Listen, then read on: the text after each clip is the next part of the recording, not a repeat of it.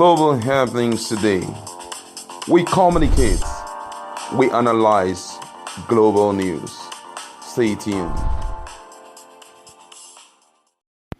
Hello guys, welcome to Global Happenings. Today we have a trending news here for you.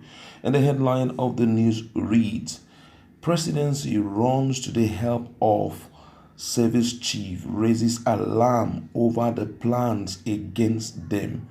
But before we go on with details of the news and further analysis, we'd like to encourage you to please, if you have not subscribed to our channel, just hit that subscribe button. And if you have not also click on the bell icon, that's you've not hit the bell icon to get notification, just hit it so that as we are publishing videos like this, immediately you get it and you get to know what's happening in the country. All right, let's look at the news in detail. The presidency on Saturday cautioned a section of the political class against misleading the public and inciting protests against the head of military institution. Garba, Shehu, who is the spokesperson to President Muhammadu Buhari, in a statement said the warning became necessary in view of received reports that about 2,000 men and women were allegedly hired to demonstrate against Nigeria's service chief on Monday. It said the imminent gathering is the latest in the series of demonstrations orchestrated by the opposition to embarrass the government of President Muhammadu Buhari. And in his word, and I quote, as part of this overall scheme, the People Democratic Party, PDP, with its belligerent politics, has been marching from one embassy to the other in protest against Buhari administration and the nation's highest court of justice, the Supreme Court, the statement added. They are keen to give the impression that Nigerians are in support of them as they take to the streets, and they will go to any length to promote this false narrative. The recent incident in Maiduguri, Borno State, where an overwhelmingly cheering crowd gathered to welcome President Buhari while a handful were recorded booing him, is a part of this elaborate scheme. This is misleading, as some analysts have tried to do, to read this as verdict against President Buhari, who emerged winner with 94% of the vote cast in the presidential election in the state in February for last year. This was clearly a hired few, but the news was promoted by the opposition, who had, of course, positioned themselves to record the booing, all just to embarrass the president. We urge the media to remain unbiased and discerning in their reporting instead of becoming unwitting tools in the hands of the opposition. A group of politicians and beneficiaries of the Boko Haram insurgency is right now paying for people to join their planned protest against our country's service chief, and they will no doubt seek the media collaboration on these as usual. But there is news and there is promoted content, two very different things, one of which should never make the headline, as this recent fake protests have done, he said. All right, this is quite a serious one for Nigeria. This is a very sensitive moment for Nigeria, and we must try to say the truth, because the truth is what will salvage us at the end of the day. The truth is that most of what we are hearing currently is not being orchestrated by any individual or group of individuals. It's so glaring, it's so visible, it's even touchable, it's seeable. Reports are there, and these reports are not only being sponsored by a particular media which has been paid by, let's say, opposition and all of that. Go to the north. These things are happening. Channels is there. You go, they hear repeated cases of all manner of insurgency, all manner of banditry, kidnapping, killings of persons who are resident, the Nigerians, hardworking Nigerians who are resident there. They are killing them, they are maiming them, they are running for their dear lives. Some of them are even seek refuge in the southwest, in the south, and even in the southeast. These things are too glaring. Okay, the first question I want to ask Garba, Shehu, what was the reason why President Muhammadu Buhari went to Borno State? Let's be real. Did he go there for any capital project, maybe to commission any capital project? Of course, no. He heard that about 30 travelers who are businessmen, all of them were being, killed on their way, to go for their business. They were being killed. So that alone is an indication that things are not going right. It wasn't even Nigerians that did this. Okay, look at the start of the year. When we came on board, when we started the year, welcome into the year.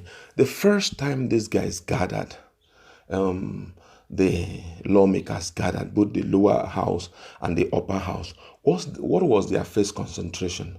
What did they start up with? It was the case of insecurity. Recommendation came from the two sides. Now, for example, those at the lower house recommended that the president should please demand the resignation letter of the service chiefs. Reason was because they were not performing according to what they told Nigerians.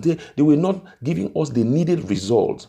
What we saw was a clear indication of their inability to handle the level of insecurity in Nigeria.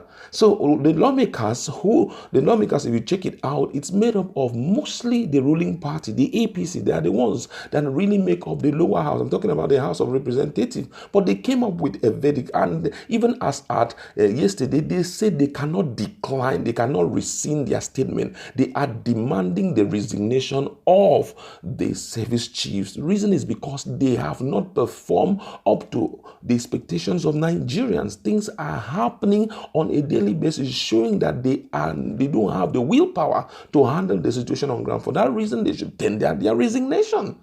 It even came to a time that Buratai even came up telling Nigerians that the issue of Boko Haram, the issue of insurgency, is something that demands prayer because it's beyond his ability. It's maybe his mental ability or something. So it's not something that one will say it's sponsored. Who are the people that make up the House of Assembly? The House of Representatives. Is it not APC? Most of those guys, they are APC. But if for them to come together and collaborate and say, hey, these guys need to get out of that position. And even Abaribe also came up and demanded that if the president doesn't want to do anything about insecurity, he should tender his resignation. He should resign and leave the position. So it's not something that you are going to say they are forcing people to see it, or the media is painting the present day government. But no, it's not. Have you heard anybody talk about electricity? Reason is because electricity, at least for a while now, has improved drastically. Have you heard anybody talking about the case of other cases? Really, you see Nigeria talk about the issue of petrol. The reason is because at least we are having constant petrol, but there are some things that are almost needs of Nigerians, and that is most important of it is security. We do not have it. The service chiefs are not doing what they're supposed to do. That is why Nigerians are screaming. It's not PDP that is behind it. It's not anybody that is behind it. Come to even other states. Go down to different states and don't bother yourself with going to the opposition. The common man on the street, send NTA, go down, talk to the common man on the street, ask them questions. From there, you can vet via the poll. You will know what is currently happening in the country. A common man on the street, do you think Nigeria is safer than when we were in 2015? Hear what they would tell you. Reason is because this problem has knocked on virtually all the doors of Nigeria. You see a young man who is just coming up in business, all of a sudden he's been kidnapped.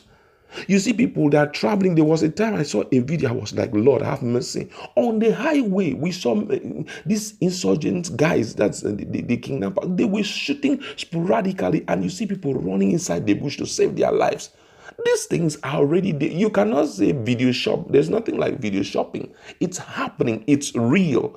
So the issue of trying to paint it this other way now you're talking about the case of Supreme Court. We're trying to paint the Supreme Court bad in the eyes of the public. It's not the issue of painting. Nigerians have decided, since we are not getting what we want, we need to discuss these things in the media. And by the time we start discussing it in the media, the international bodies, they see this thing and they express deep concern over it. Because, for example, the case of Imo State, it was overly obvious. It was clear that the whole thing that had happened there, it was wrong. And hey, Nigerians are not saying that people cannot make mistakes. Certainly they can make mistakes. Sure, mistakes are sure to be made. There's no problem about that. But what we are talking about is it is human to make mistakes, to make errors, but it is also divine for you to accept your errors, to say, oh, I made mistakes here. And that is why, as they are calling for, the review of the verdict that was put on the case between Emeka Ihedioha and Hope Uzodinma, it's nice.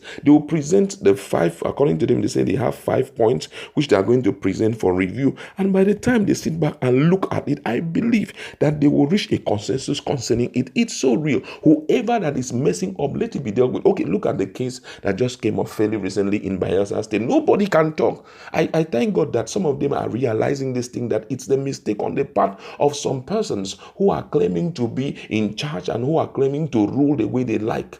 The likes of the Moshimole and the rest. Look at APC, how they got messed up. Bayelsa, did you see PDP shouting that it was a game plan? They did this, they did. Nobody shouted. But hey, somebody was using fake result because the screening committee, the screening organ of the APC didn't do their work very well.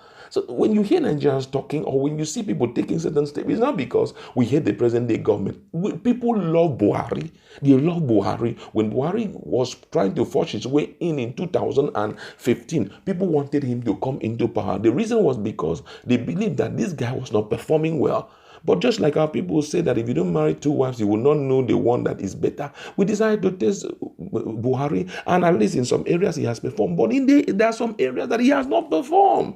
For example, in the area of insecurity, it's biting. And one of the things about insecurity is that it's taking life away. Youths are dying on a daily basis. The families are crying. They are wailing. Oh, if it doesn't happen to you, before you know, it will happen to somebody, and you know that you are related to the problem. It's happening just like that. So the people do not want to see it again. So that's the truth. Garba Shehu needs to accept this truth and need to present this truth to Buhari and say, sir, this is the position of Nigerians. Pick up, for example, it's very easy. You need to at least let's carry out some voting. Go into the public. Go into the not media. Don't use media. Just go individually. Do you think that security in Nigeria is okay in terms of security? Listen to what people will tell you, and you will draw your conclusions from that. The right thing to be done is the service chiefs, they have tried their best. They have done their best. We celebrate them for what they have done. But right now, they need to step aside. No need to shield them again. Because if you are shielding them, it therefore means you are in support for the problem to continue. Don't shield them again. Allow X-ray them, let review their performance on the grounds of what they were expected to deliver. Review it. If they have not met up, thank you, sir, for saving Nigeria. We celebrate your achievement thus far, but right now we do not need you again. Step aside. Look for a more competent hand and bring them into the scene. At least before Buhari will step out of power, Nigerians want to say they can outline. He will write his name on go. These are the things that he had achieved. Insurgency, that was one of the major problems of Nigeria, has been solved. The issue of petrol has been solved. The issue of unemployment has been solved. Power generation is at its best now. We can now say APC 2023. Nobody will struggle with you. But hey, if those things are not being sorted out now, Nigerians cannot keep quiet, saying the opposition, they're paying Nigerians. And there are some cases even that when PDP begins to talk, people will say they are just blind nonsense. People will say it. For example, when they talk about the present day government is overly corrupt and all of that, you hear Nigerians will tell them, when you people were there, you people were far more corrupt. After all, the likes of this person, the guy who is now in prison, I'm talking about Joseph Kalu, who is in prison today, he was in the regime of PDP. So we all know that, during that time, they were overly corrupt. So they can't even make mention of the issue of corruption, and Nigerians will stand with them because Nigerians are watching. Do you understand? So don't stop shielding these guys. Let them realize that they have not performed. They know that they have not performed. Let them realize, or they have performed, but it's below par. So step aside, let another person who have the capacity step in and give us the result that we want. I think that's where we're going to leave it. Go to our comment section. Tell us, what's your position on this issue? Do you think that Nigerians will step out come Monday to protest